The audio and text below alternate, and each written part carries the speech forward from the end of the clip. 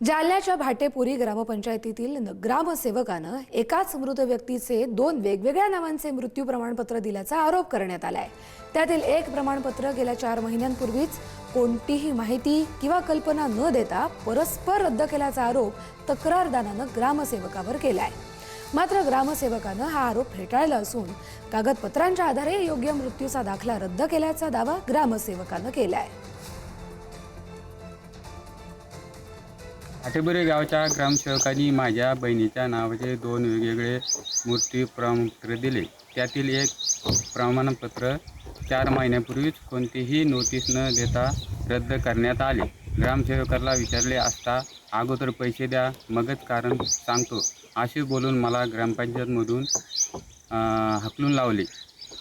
या संदर्भात ग्रामसेवकावर योग्य ती कारवाई करण्यात यावी। कौशल्याबाई बालू पाखरे या नावाने कागदपत्र आम्हाला योग्य आढळली।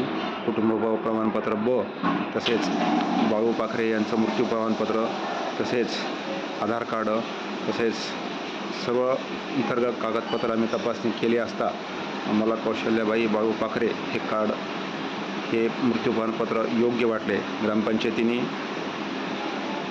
कौशल्याबाई बारकू पाखरे या नावाने वितरित केलेले प्रमाणपत्र रद्द केले असून तसे कळवण्यात आले।